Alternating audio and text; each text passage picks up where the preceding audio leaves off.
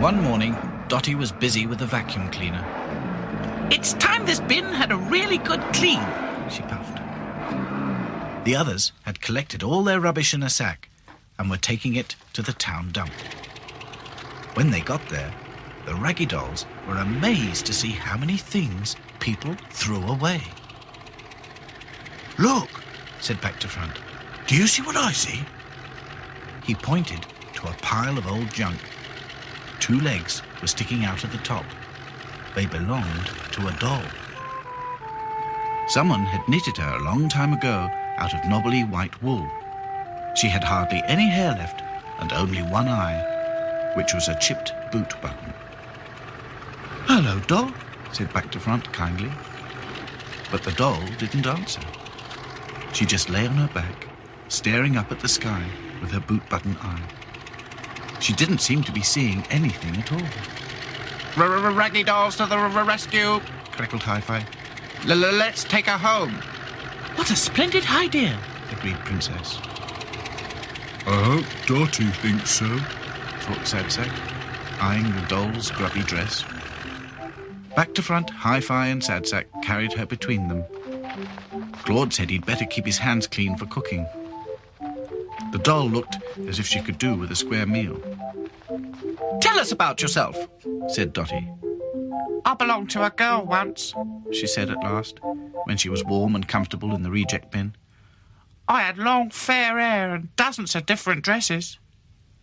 "How did you get on that rubbish tip?" asked Lucy, who was always afraid something like that might happen to her. "I've forgotten," said the doll. "I forget everything nasty and only remember the nice things." Back to Front stared at the doll. He was thinking, "There's lots of bits and pieces in Mr. Grimes' workshop.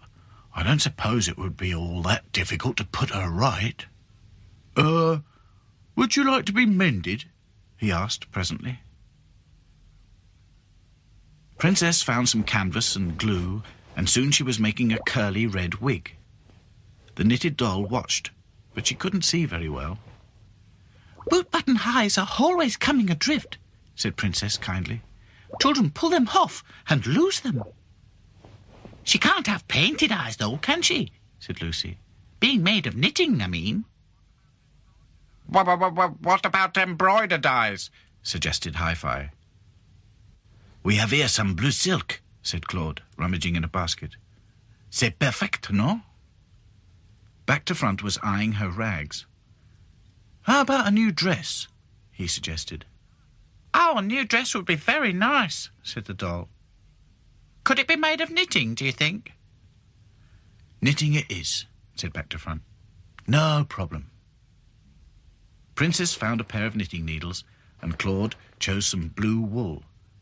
"To match those beautiful eyes," he said with a wink. The needles were so long that everyone had to help. In no time, the rows of stitching grew into a dress. It fitted perfectly. "How kind you all are," sighed the doll. "I wish I had a name." "No problem. We'll think of one in a jiffy," said Back to Front. But it proved difficult finding the right name. "How about going away by ourselves to think?" suggested Hi-Fi. "I always get my best ideas when I'm on my own."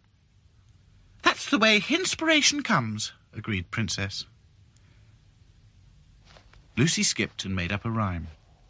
Sarah, Mary, Rosie, Jane, Daphne, Nancy, Lily, Marlene. Sarah, Mary, Rosie, Jane, Daphne... Claude thought of beautiful French names like François and Dominique.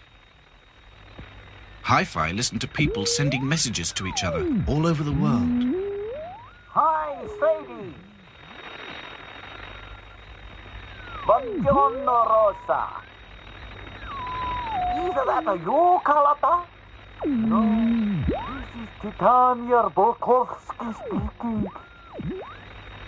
Goodbye for me.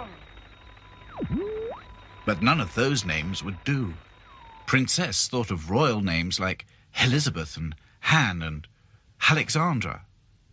Back to Front sat in Mr. Grimes' garden and thought of girls' names that sounded like flowers.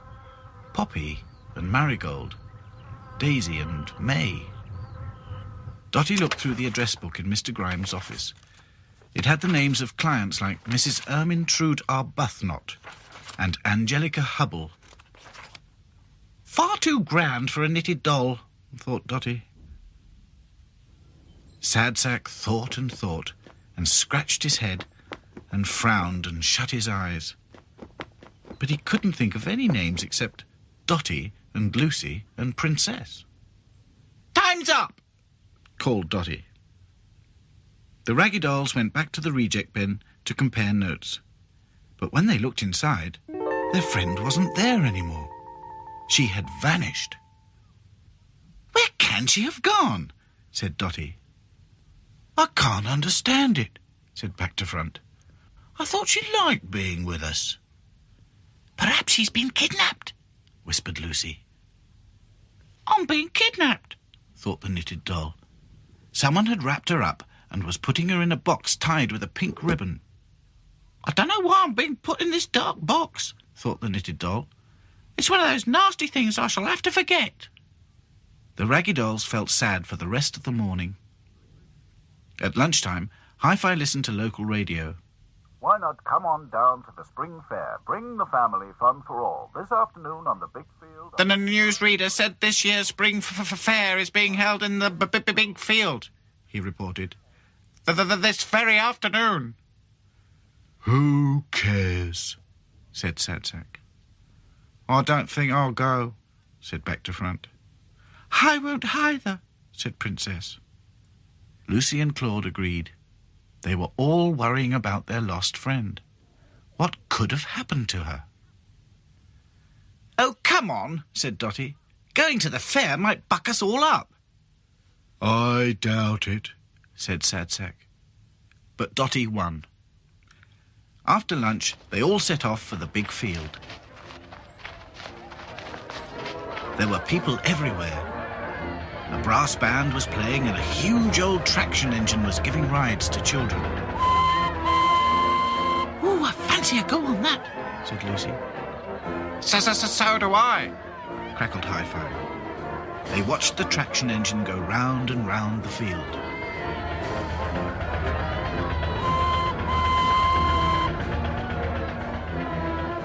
At 3 o'clock, there was going to be a raffle.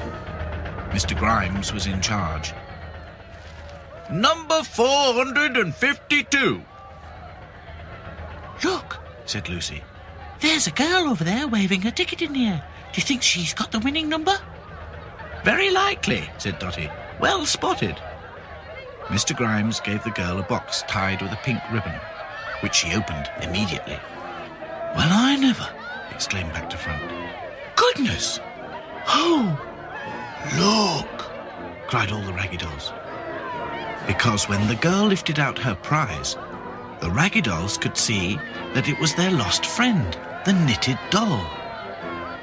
"You'll have to give her a name now," said Mr. Grimes, patting the girl's head. "I'm going to call her Jack Beebe," said the girl. "Jack Beebe? That's my name!" cried the driver of the traction engine. "That's right. Said the girl. I'm going to call her Jack Beebe after you." Then she climbed up beside him, and they started off on a victory drive around the big field.